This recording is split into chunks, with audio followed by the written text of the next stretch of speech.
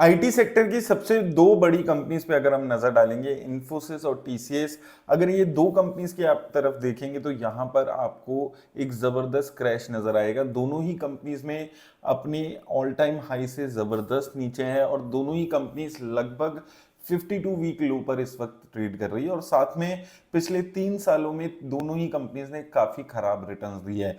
अब ऐसे में इस वक्त आपको इन कंपनीज में क्या करना चाहिए, हम लोग इस वीडियो में डिस्कस करने वाले हैं। क्यों ये गिरावट देखने को मिल रही है और आगे अभी इनका फ्यूचर कैसे नजर आ रहा है। तो देखिए, सबसे पहले तो ये समझते हैं कि ये दोनों जो बड़ी कंपनी है, इन्फोसिस, टीसीएस, ये काम क्या कर रही है। तो देखिए, बेसिक जो काम है इन दोनों ही कंपनी का, ये आईटी रिलेटेड सर्विसेज प्रोवाइड कर रही है। मेजरली इनका जो काम है वो जो सर्विसेज है वो ज्यादा प्रोवाइड करने का है। यहाँ पर बहुत ज्यादा कुछ आर&डी के एंगल से इनके बहुत सारे कुछ सॉफ्टवेयर्स या उस टाइप की आईटी कंपनी नहीं है। आईटी रिलेटेड सर्विसेज हैं वो ज्यादा ये दूसरी कंपनीज को प्रोवाइड करती हैं और इसमें से मेजर रेवेन्यू इनका यूएस यूरोप से जनरेट होता है, दोनों ही कंपनीज का। अब यहां पर आपको दो तीन चीजें समझनी है कि यूएस में ऑलरेडी पिछले 3 साल से स्लो डाउन चल रहा है और सिर्फ इंडिया की बात नहीं है, बाकी भी जो बड़ी आईटी सर्विस प्रोवाइड करने वाली कंपनीज है जैसे कि एसेंचर है, वहां पर भी ये स्लो डाउन देखने को मिल रहा है, जहां पर रेवेन्यू में और प्रॉफिट में कुछ ज्यादा ग्रोथ नहीं देखने को मिल रही है। अब प्रॉफिट की ग्रोथ बचाने के लिए तो अभी रिसेंटली टीसीएस ने 12,000 एम्प्लॉयज को अपना ले ऑफ किया है, तो वहां से वो कोशिश कर रहे हैं कि रेवेन्यू अगर हमारा बढ़ नहीं रहा है तो एटलीस्ट हम अपने प्रॉफिट्स को प्रोटेक्ट करें, जो लिमिटेड एम्प्लॉयज से काम करवा के एक अच्छा अपना जो मार्जिन है उनको प्रोटेक्ट कर सकें। लेकिन जो रिसेंटली एआई से अभी जनरेट हो रहा हुआ थ्रेट है वो इन कंपनीज को ज्यादा परेशान कर रहा है और इसलिए टीसीएस ने अभी रिसेंटली बहुत सारी अलग अलग ट्रेनिंग्स अपने एम्प्लॉयज को दी है एआई सीखने के लिए। एआई रिलेटेड इंटीग्रेशंस ये कर रहे हैं अपनी सर्विसेज में ताकि सर्विसेज को बेटर पहुंचाया जा सके। लेकिन जितनी भी आईटी रिलेटेड कंपनीज हैं इनको एक तरीके का खतरा अभी होने लगा है कि एआई से इनका भी जो डिपेंडेंसी है वो शायद थोड़ी सी कम हो सकती है। कितनी कम हो सकती है ये अभी कोई भी जज नहीं कर पा रहा है, लेकिन जो ग्रोथ रुक गई है वो यहाँ पर दोनों ही कंपनीज में देखने को मिलेगी।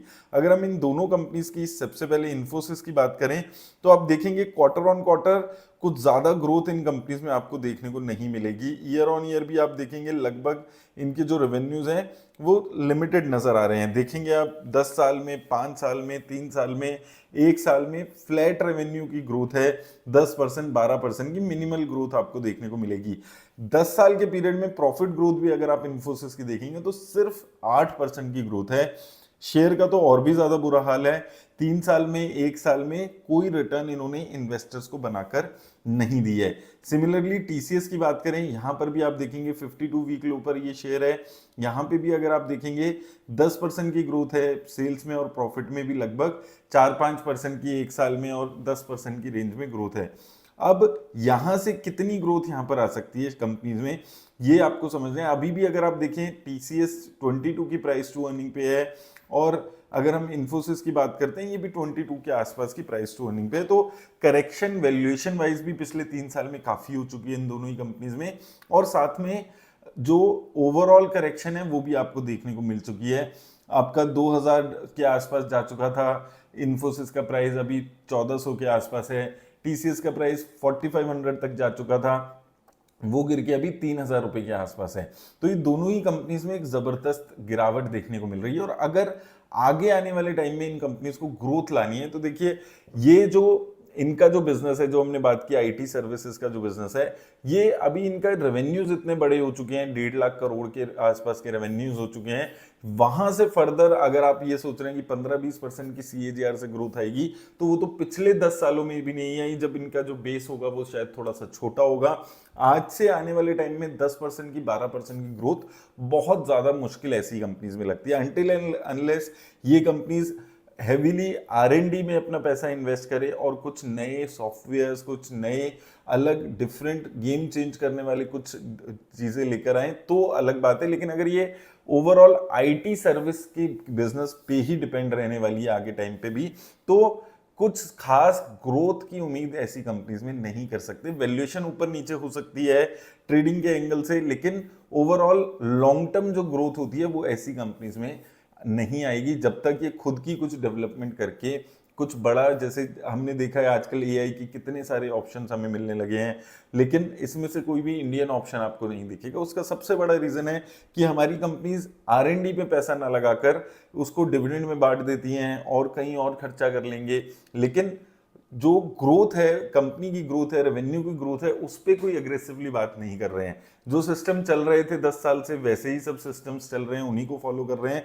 कोई ग्राउंड ब्रेकिंग या कोई रिस्क टेकिंग चीज यहां पर नहीं हो रही है। और अगर ऐसा कुछ नहीं होता है तो इन दोनों ही कंपनीज में आपको एक लिमिटेड ग्रोथ के पैटर्न आपको देखने को मिलेंगे। शेयर की बात करें तो देखिए शेयर अभी यहाँ पर आप देखेंगे अच्छा खासा गिरावट आई हुई है, और ये लेवल्स की अगर आप बात करते हैं तो ये एक अच्छा सपोर्ट जोन इनकी शेयर्स पे रहा है। दोनों ही कंपनीज लगभग 52 वीक लो पे है, 1400 पे।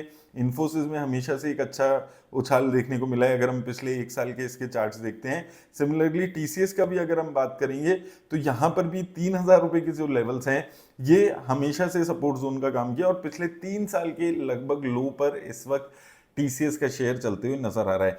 तो वैल्यूएशंस के एंगल से अभी सस्ती हो चुकी है, उसका रीजन है कि फ्यूचर में कोई ग्रोथ नहीं दिख रही है, और रेट के एंगल से हम देखें तो अपने अच्छे सपोर्ट जोन्स पे ये कंपनीज खड़ी हैं।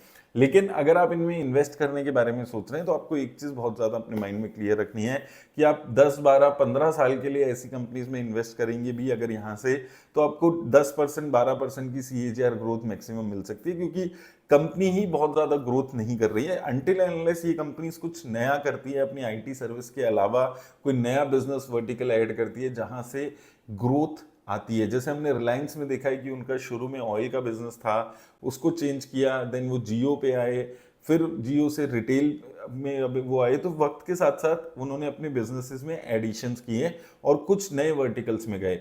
ऐसे ही यहाँ पर इनको या तो R&D सेटअप करके कुछ नए सॉफ्टवेयर डेवलप करके हेल्प करनी होगी, और उस टाइप से कुछ अपना ग्रोथ का पैटर्न सेट करना होगा। नहीं तो ये साल में 7-8%, 5% की ग्रोथ से ना तो इन्वेस्टर्स की वेल्थ बनने वाली है और ना ही ओवरऑल इन कंपनीज के लिए बहुत ज्यादा पॉजिटिविटी होगी।